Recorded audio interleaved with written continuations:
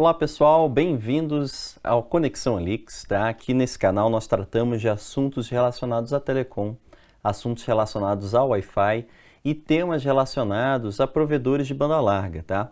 E sobre o Wi-Fi, nós vamos falar de mais um tema muito crítico, muitas pessoas questionam a gente sobre isso, tá? Que é como saber se você precisa colocar um roteador a mais numa residência, tá? Principalmente até um roteador mesh, né? Não só um roteador comum. Então, para esse papo, eu trouxe mais uma vez aqui o nosso convidado, nosso super convidado, Gaspari Bruno. Tudo bom, Gaspari? Tudo bom. Gaspari, só para lembrar, Gaspari é CTO da Anlix, ele tem uma vasta experiência aí na parte Wi-Fi, tá? E Gaspari, então, vamos lá, a gente falou nessa série aqui, num vídeo anterior, sobre como você posicionar um melhor roteador para ter uma melhor abrangência do Wi-Fi. E a gente se deparou com uma série de questões, né? Você levantou uma série de questões que é difícil solucionar com um roteador só, né? Perfeito. Então, para o usuário final, né, aquele que está usando a internet, quais os sintomas no uso ali do Wi-Fi que podem indicar que um roteador só não é suficiente? Perfeito, né? Quando tu tem um roteador dentro de uma casa, principalmente se a casa ela é muito grande, a abrangência desse roteador ela tende a não ser suficiente, né, para te conseguir atingir todos os dispositivos. Né? Um dos casos mais clássicos são as residências onde tu tem um andar superior, né, 2 andares. Né? Devido à posição onde tu coloca o roteador principal, né, ou até mesmo como que a casa foi construída, é difícil da gente conseguir uma melhor posição de modo a conseguir pegar todo um andar de baixo e também conseguir pegar o andar de cima. Tá. Só relembrando aquele nosso desenho, se a gente tem uma casa, né, de 2 andares, certo? Normalmente, quando a gente posiciona um roteador no andar de baixo, ele vai ter uma abrangência, né, novamente, as abrangências dos roteadores costumam ser elípticas, então ele já tem um problema de natureza, né, para conseguir jogar o sinal para cima.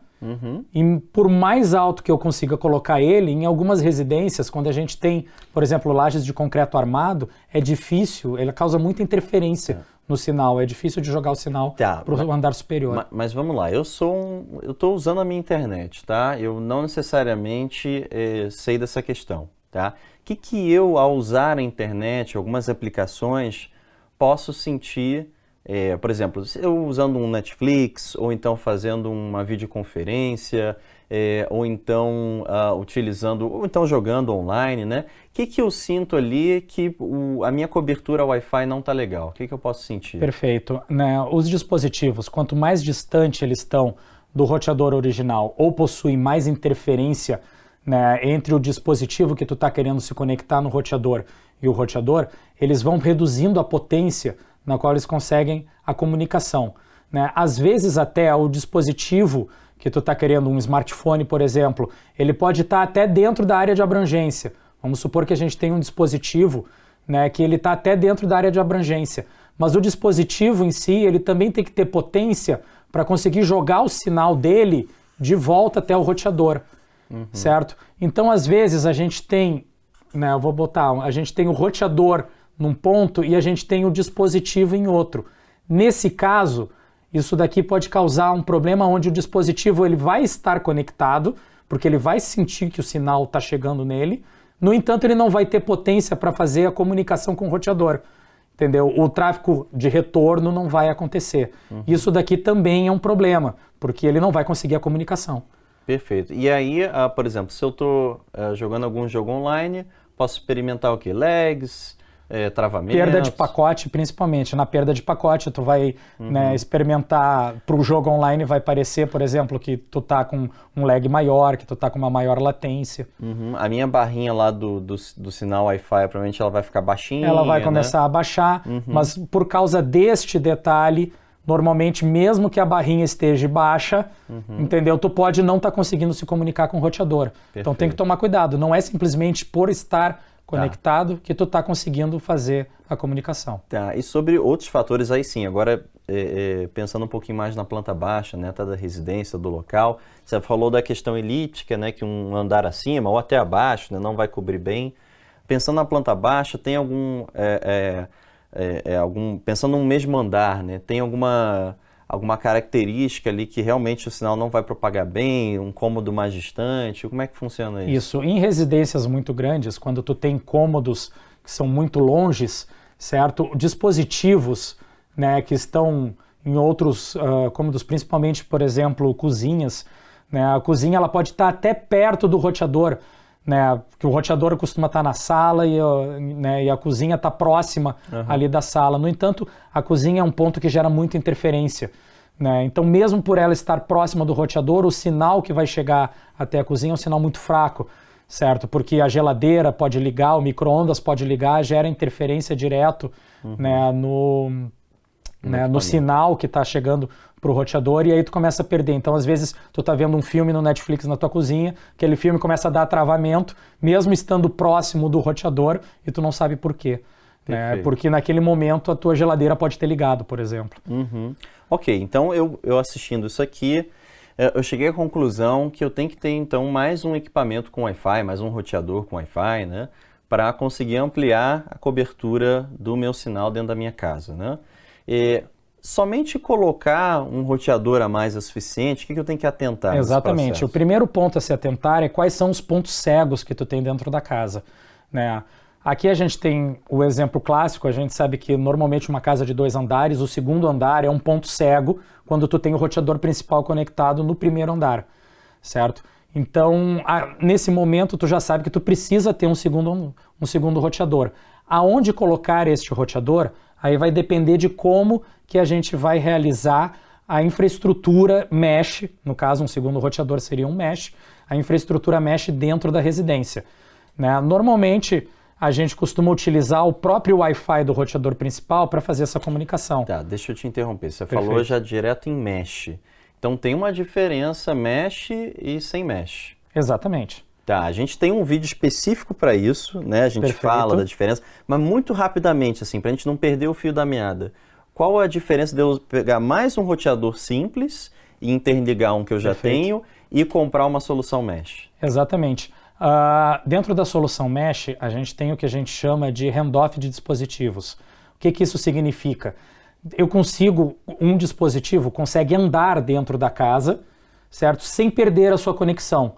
Então, se eu tenho um segundo roteador, vamos supor que eu consegui colocar um roteador no segundo andar que está fazendo uma abrangência, né, do segundo andar. Esse dispositivo, estando conectado no roteador principal, ele conseguiria subir para o segundo andar e esse dispositivo automaticamente se conectaria no roteador secundário, no segundo roteador da rede mesh, sem perder a comunicação. Então, eu poderia estar fazendo uma videoconferência, entendeu? Na sala, subir para o quarto e essa videoconferência continuaria. E principalmente o que eu vejo também, né? Principalmente sem ficar preso, né, entre aspas, no roteador que está no andar de baixo. Né? Ele sabe que ele tem que ir para o de cima. Ele sabe que ele precisa, o dispositivo sabe que ele precisa se conectar num roteador que tem maior potência, porque ele está perdendo a potência do roteador principal. Perfeito, perfeito. Agora, a gente falou até num vídeo sobre o posicionamento, né, dos roteadores, né, de um roteador para pegar uma melhor cobertura, né? Quando eu vou posicionar mais de um equipamento, né, mais de um equipamento agora em mesh, né? Quais os problemas, quais as questões eu tenho que me atentar ao posicionar esse equipamento extra e até se existem aplicativos, maneiras de otimizar esse processo de instalação. O posicionamento dos roteadores secundários, a gente tem que levar vários pontos em consideração. Um deles eu já falei, que é exatamente essas sombras que a gente tem dentro da casa. O objetivo de uma rede mesh, de colocar mais de um roteador, é tu conseguir fazer uma maior abrangência, tu conseguir cobrir a casa, né, da melhor maneira possível, certo? A colocação deste segundo roteador, a gente tem que verificar qual é a infraestrutura que a gente vai utilizar. Se vai ser, né, uma infraestrutura cabeada, eu posso simplesmente jogar um cabo entre os dois roteadores, né, que seria o ideal, né, a gente sempre ter o cabo, só que isso nem sempre é possível. Então, dentro das redes mesh, a gente também pode fazer a interligação entre os dois roteadores, né, um primário e alguns secundários, utilizando o Wi-Fi. Só que isso começa a causar novos problemas, certo? Eu vou fazer um outro desenho que a gente tem, né, que, por exemplo, eu posso colocar o sinal de dois roteadores. Para eles poderem se comunicar, o sinal de um tem que atingir o outro. Então, Se eu tenho roteadores muito distantes, nesse caso, né, um roteador não consegue enxergar o outro porque a potência de sinal dele não está abrangendo, a única solução que eu tenho para essas posições é o cabeado, certo? No entanto, a gente pode ter roteadores que estão mais próximos entre si, certo? E aí eles conseguem visualizar um ao outro. Né? Nesse caso, eu posso utilizar, né, uma rede Wi-Fi, a própria rede Wi-Fi dos roteadores para se comunicar. No entanto, inclusive relembrando os vídeos anteriores, o roteador é como se fosse um dispositivo. Então, no momento que a gente tem um roteador enxergando o outro, a gente vai ter também uma área que vai causar interferência, certo? Essa área de interferência ela tem que ser levada em consideração porque ela vai, né,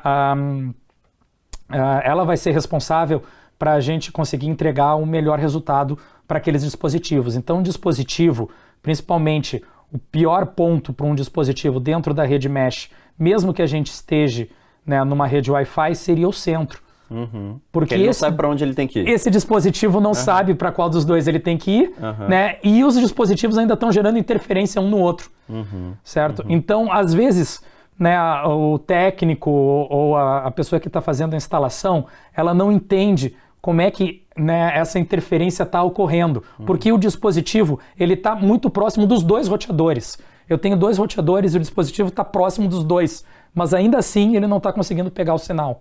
Né? Então essas topologias dentro da casa, né, e porque isso vai variar de casa para casa, né, elas têm que ser levadas em considerações. Às vezes a gente não tem muita alternativa a não ser a parte cabeada mesmo. Né?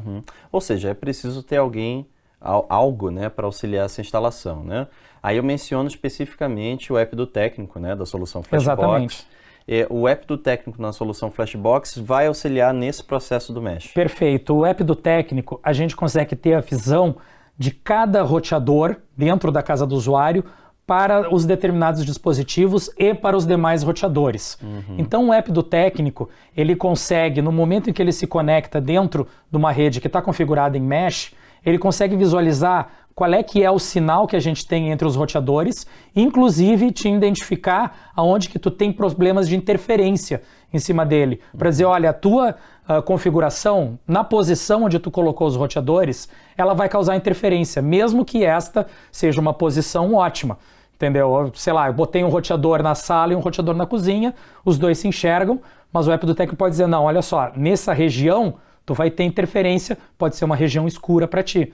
Entendeu? Então, o próprio técnico, andando pela casa com o app do técnico, ele consegue verificar esses pontos cegos e até reposicionar os roteadores de modo a encontrar um melhor ponto dentro da casa. E até esses roteadores dentro de uma rede mesh secundária, né, que não estão necessariamente no cabo, aí fica mais fácil ainda reposicionar, né? Exatamente. Só ligar na energia e ver se fica. Exatamente. Tu tira ele daquela posição, leva ele para uma outra posição, liga na energia, espera a rede mesh se estabilizar e com o app do técnico tu verifica se naquela nova configuração tu conseguiu eliminar os pontos cegos. Perfeito, perfeito.